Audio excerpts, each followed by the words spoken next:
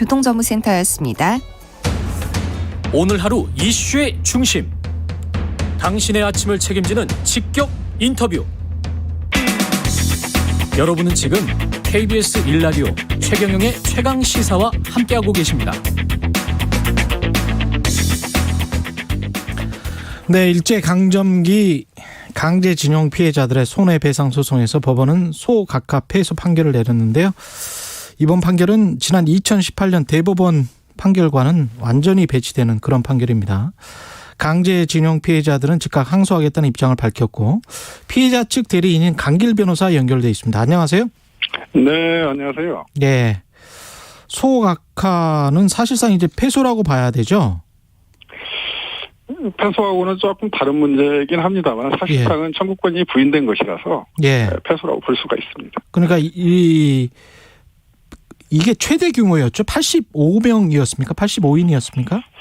정확히 말씀드리면 뭐 중간에 일부 서취한 분 빼고 한 84명으로 생각하면 됩니다. 그 대신에 이제 피고가 중요한 그 일본 전범 기업들 16개가 포함이 돼 있어서 그것으로 보면 최대 규모라고 볼 수가 있습니다. 그러니까 일본 기업 16곳을 상대로 낸 손해배상 청구 소송입니다. 강제징용 피해자들의. 이게 일종의 전체 그 여러 개 지금 사건이 계류 중인데요. 이게 아마 모델 사건으로 볼 수가 있습니다. 전체 사건의 케이스 사건으로 볼 수가 그렇죠. 있습니다. 강제징용 피해자들이 이제 각각 소송을 뭐 여러 군데에서 내고 있기 때문에 그 중에서 보면은 가장 큰 케이스다 이런 말씀이신데 가장 큰 규모다. 근데 이거 어떻게 보세요? 1심 판결. 1심 판결은 그 전원합의체 판결에서 이미 인정한 그 법리를 부인하고 있고요. 그리고 그 일종의 그 법이 아닌 일종의 외교적 국제적 논리를 끌어다가 이게 이제 전원합의체 그 소수 의견인데요. 이걸 끌어다가 이제 판결을 하고 있고 또 특이한 점은 그 일본의 그 일제 강점 사건을 그게 불법성을 부인하는 이런 좀 상식적으로 납득이 안 되는 그런 논리를 펴고 있어서 약간 의문인 앞으로 논란이 많이 될 사건입니다. 이게 불법성을 부인하는 대목이 어떤 대목이었습니까? 판결문에? 일종의 이게 이제 그 국제 간에는 그 어떤 그 중앙 정부가 존재하지 않기 때문에 그 강한 나라가 약한 나라를 이렇게 침범하는 거에 대해서 규범적으로 규제를 하지 않습니다. 그래서 어떻게 보면 약육강식 과한 표현이긴 합니다만은 그런 상태이기 때문에 국제법 질서로 보게 된다면은 그래서 불법성이다 이렇게 단정할 수 없었다 이렇게 볼 수가 있죠. 근데 우리나라 입장에서 보면은 뭐 너무나 많은 피해가 있었고 특히 이 강제징용 사건에서 그 피해자들은 아주 열악하고 비인간적인 대우를 받고 심지어 뭐 죽음에 내몰리는 등 아주 피해 상황이 심각했기 때문에 이것을 불법성이 없다라고 본다는 것은 전체 그 헌법을 떠나서 국제 그 인권 규약이나 인권 헌장에 뭐 위배되는 이런 기본권을 유리하는 사건이다 이렇게 보여집니다. 그러니까 이런 식의 논리라면 조금 더 나가면 전쟁에서 어떤 나라 점령하면 자기들 마음대로 해도 뭐 나중에는 뭐 어떤 청구도 할 수 없다는 그런 이야기잖아요. 그렇죠. 이건 이제 일본 측 입장인데요.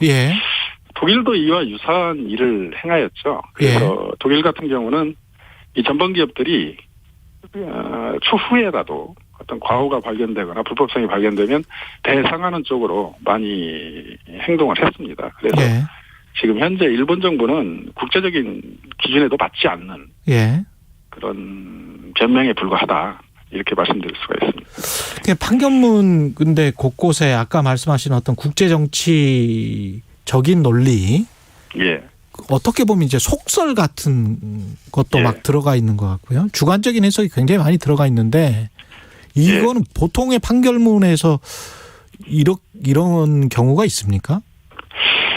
저도 보지 못했고요. 되게 이런 그 정치나 외교 문제를 다루는 특별한 그 헌법 기관이 있습니다. 그게 헌법재판소인데요. 그렇죠. 원래 사법부는 정치적 중립성을 견지해야 되는 기관으로서 예. 정치적 논리나 외교적 논리가 특히 민사재판, 그것도 하급심에서 이런 논리를 펴는 경우는 거의 없습니다. 그래서 법조계에서는 이게 논란이 예상되는 판결로 지목하고 있습니다. 예. 그러니까요. 대한민국의 위신 추락, 일본과의 관계 악화를 막기 위해서 판결을 한 것 같은 뭐 이런 논리이기 때문에 이게 지금 정치인이 한 판결인지 뭔지를 잘 모르겠더라고요. 예. 그렇죠. 예. 이게 사법부가 판단 이후로 3월 예.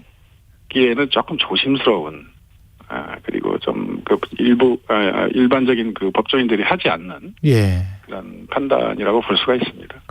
그 법원은 선고기를 이 판결에 이게 왜 3일이나 앞당겨서 판결을 내린 거죠? 그 당시 상황을 조금 설명해 보면요. 예. 저도 출근해서 오전에 알았습니다. 그래서 뭐 그 당일 날이죠. 당일 몇 시간 전에. 그래서 법원에서 공문이 왔길래 열어봤더니 날짜가 오늘로 당일이죠. 당일로 돼 있어서 제가 이게 오타인 줄 알았습니다. 처음에는. 예. 이게 뭐 이런 일이 있나. 이게 뭐 전혀 경험해보지 못해서 상당히 당황을 했고요. 예. 그래서 아마 그 이유는 이런 판결이 떨어지면 뭐 선고되면 아마도 피해자들이 좀 소동을 일으킬 가능성이 있어서 그렇지 않았나 이렇게 예상을 합니다. 예. 근데 그렇다고 뭐 3일이나 별로 그러니까 그 전에 이제 통보를 안 했었다는 이야기잖아요. 사전에 협의도 없었고. 그렇죠. 당일날 대리인한테도 당일날 한 것이죠. 이제 그렇다고 보니까 이게 상식적으로는 뭐 통지를 했으니까 지켜진 것처럼 보입니다만은 예. 사실 뭐 피해자들이 지방에 있는 피해자들이 많거든요. 그렇겠습니다. 예예. 예. 그렇게 되면 참여가 불가능했기 때문에 예. 이게 원래 헌법상 절차적 참여권이 보장돼 있습니다. 사법상 권리 중에 절차적 참여권이 보장돼 있고, 근데 그것을 실질적으로 잠탈한 것이 아니냐. 예.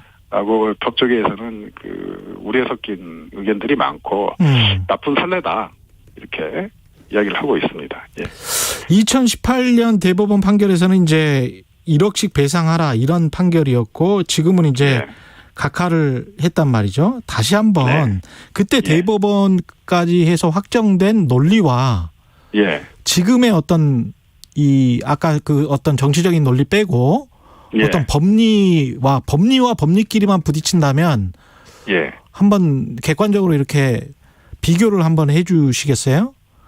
그때 논리와 지금의 논리. 예. 두 가지 점에서 두 가지 점으로 요약할 수가 있는데요. 예. 당시 대법원에서는 청구권 협정이 매우 중요한 문제였죠. 예. 당시 청구권 협정에 과연 이 개인 간의 청구권이 포함이 되어 있느냐라는 게 쟁점이었는데 그 당시 일본이 강제징용에 대한 불법성을 부인했습니다. 이렇게 되다 보니까 배상 문제가 생길 수 없죠. 논리적으로. 불법하지 않은데 누가 배상을 합니까? 그래서 그러네요. 불법성을 인정하지 않았기에 지금이라도 이제 판단을 해보니 불법하니 그 청구권 협정에 들어갈 수 없었다. 그러니 지금이라도 배상을 해라. 해서 청구권이 인정이 됐고요. 그래서 아까 독일 이야기를 하신 거군요.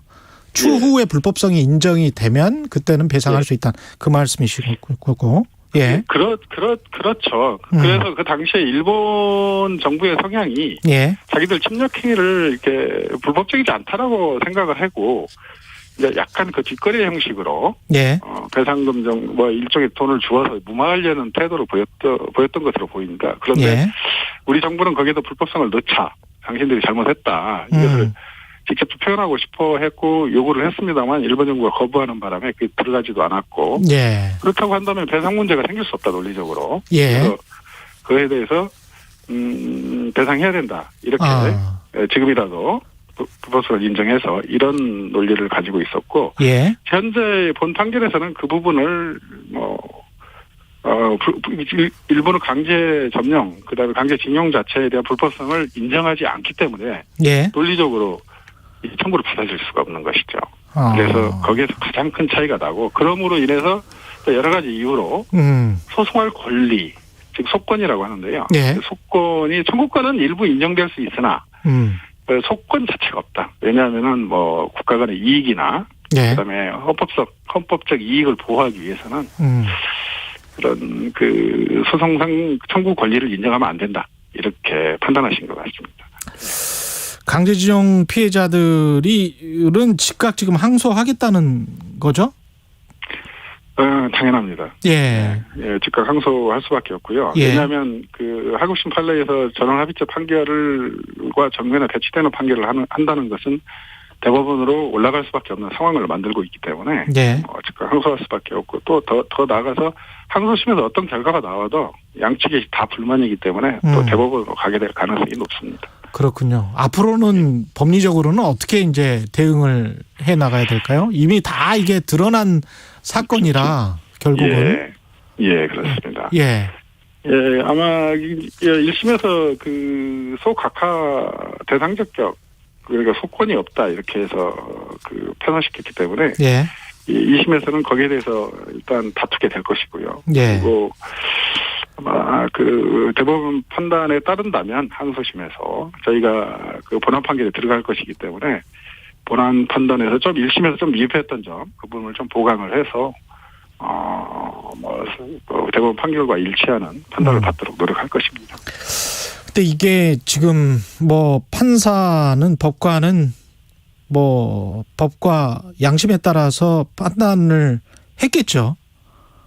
예. 그렇습니다. 예. 그렇습니다. 예. 근데 이제 판사를 탄핵해달라는 청와대 청원이 하루 만에 이제 5만 명이 넘었는데 국민들은 굉장히 이제 격앙돼서 반응을 하는 것 같고. 예. 그 어떻게 해야 될까요? 이런 부분들은? 이게 해당 사건 변호사로서는 이게 그 법률 외적인 문제라 좀 조심스럽긴 합니다만은. 그렇죠. 예. 어떤 그 재판을 해서 국민들이 그 재판을 그 비판할 권리는 있습니다. 그래서 예, 그것도 당연히 국민의 권리입니다. 그렇죠. 예. 그래서 판결에 대한 반발 내지 비판을 한 방법으로. 예. 국민들이 하는 행동으로 보이기 때문에.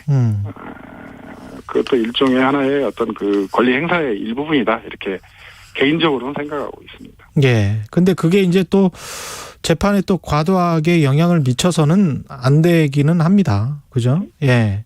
그렇죠. 예. 판사님들이 예. 그런 행위들에 이렇게 영향을 받으시는 분들은 아니시기 때문에 국민들의 뭐 권리 행사를 할 수 있는 부분은 뭐 하시는 것이 맞습니다. 예. 근데 이게 이렇게 1심에서 아까 말씀하셨지만 여러 피해자들이 각기 지금 하고 있단 말이죠. 예. 그 피해 배상을 해달라고 청구 소송을 하고 있는데 지금 이렇게 몇 건이나 진행되고 있죠? 손해배상 소송이?